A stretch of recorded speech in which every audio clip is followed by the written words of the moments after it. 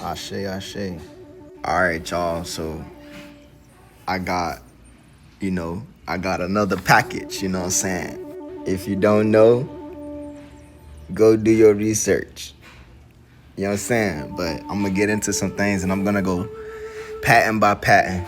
All right. And I'm going to break it down to everybody. So anybody who don't know will know by the end of this video. And anybody who is in the know, you'll be caught up. So this ain't no dissing. This is just educational purposes and for research purposes. I've been doing my genealogy over the past year, and I learned that I am a true indigenous American. I also found out that I am what a European looks like is a European looks like me. So I just got some good news, man. I'm so happy because look at this, y'all. I'm about to break down each one, all right? All right, ladies and gentlemen. So this is one of the patents, one of 4 that I have today. You see that seal in the bottom left corner. And these are not my words. These are words from the president. Take a screenshot, read it if you want to, but I'm speaking from the 3rd paragraph, all right? Know ye that the United States of America, in consideration of payment made, has given and granted this land. The government is saying we sold it, we transferred it, we no longer own it. What the president says we own. The president says that this land is granted to have and to hold with all the rights, privileges, immunities, and opportunities whatsoever.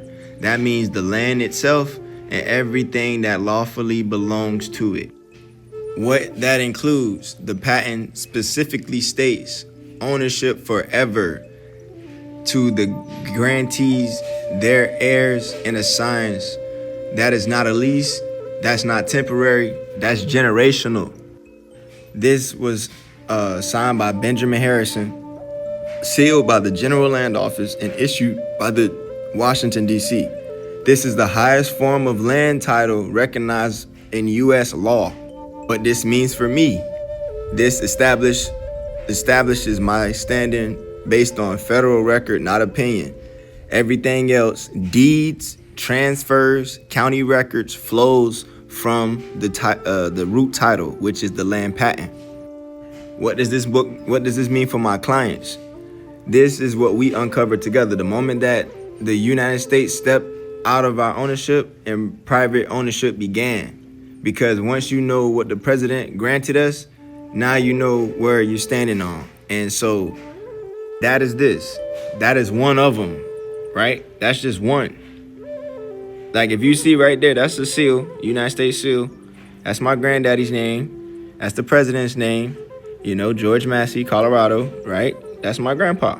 And this is mine because I'm his heir, right? Let's move on. Now, this is another one. But this one is in Colorado, right? But this one is signed by William Taft. And this was in 1910. You see that seal.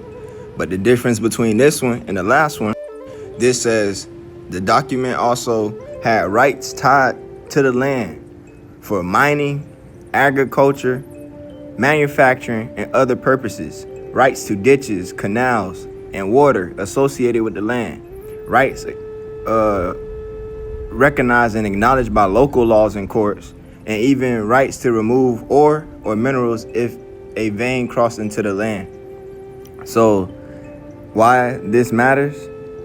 They establish what the land includes, not just where it sits. So that's something that is different between this patent and the last one, right? But it also says to have and hold the same, with all the rights, privileges, immunities, and opportunities of whatsoever nature thereunto belonging. In simple terms, the land and everything that legally comes with it permanently.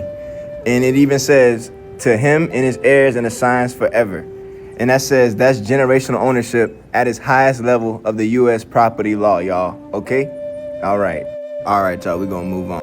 And here's one for you Native Americans, for you Africans, and any of you people who are claiming FBA or whatever. This is a kicker for you right here, all right? This is to my granddaddy. And notice it says Oklahoma County Oklahoma Territory. My granddaddy signed it to his heirs and assigns forever. Same still. Noticing it was the day before Juneteenth, or my birthday, right? So this is very important to me, and y'all gonna listen. This was issued from the United States patent issued in 1896 while this land was still part of Oklahoma Territory before Oklahoma became a state. It was signed by Grover Cleveland, President of the United States. Why people call this Indian land and why and what that really means. At the time, Oklahoma was legally known as Indian Territory and Oklahoma Territory. Here's a photo for reference. Right side was Indian Territory, left side was United States government owned. All right, but here's the key part. Not all land in Indian Territory was tribally owned. This patent does not come from a tribe. It comes directly from the United States government through the General Land Office. This land was issued under federal laws, land laws, not tribal law. By the late 1800s, the U.S. government had already opened portions of territory to non-tribal private ownership, surveyed the land under public land survey system, and sold parcels from federal purchase, not tribal inheritance. This is why the patent says full payment was made and the United States has given and granted the land. Non-tribal allotment was required because the government of the United States gave it to us. Not no native tribe or none of that BS. They gave y'all land. We bought ours. That's the difference, bruh. You know what I'm saying? And why this is important, why this matters. This was before Oklahoma statehood in 1907. This patent was from 1896, day before my birthday. All right? Before county systems fully existence, before many later allotment and trust complications. So this patent established ownership before state inheritance, later reassignment, and modern understandings about Indian land. So what this means for me, this shows lawful private ownership established early, clean, and directly from the federal government, even in territory most people assume was untouchable. This strengthens historical record and my credibility as an Indian, a real one. So, and last and not least, you got here another one from Colorado to my grandpa, right? 160 acres out there. And you gotta know who signed it, Benjamin Harrison, president, right? Same Indian land that y'all, out there, y'all claiming and stuff. But this land patents come from the General Land Office records and lawful land entry and purchase made in 1879. It shows that the land was surveyed, entered, and paid for under federal law, not state law, not county law, federal. The United States granted 160 acres of land described using the public land survey system, section, town, range, and principal meridian. The president's words has given and granted the land to have and to hold with all rights, privileges, immunities, and opportunities. That language means full ownership of the land itself, plus everything legally attached to it. Not temporary, not conditional. Generational ownership. The patent specifically says the land granted to him and his heirs and assigns forever. That is fee simple ownership passed down through generations unless lawfully conveyed away.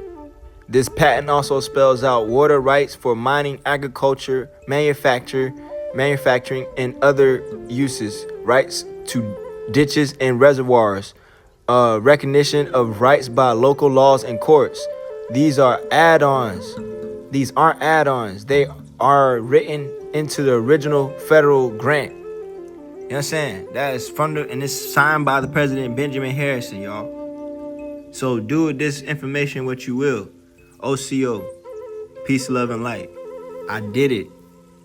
I got the Infinity Stones. I'm Thanos.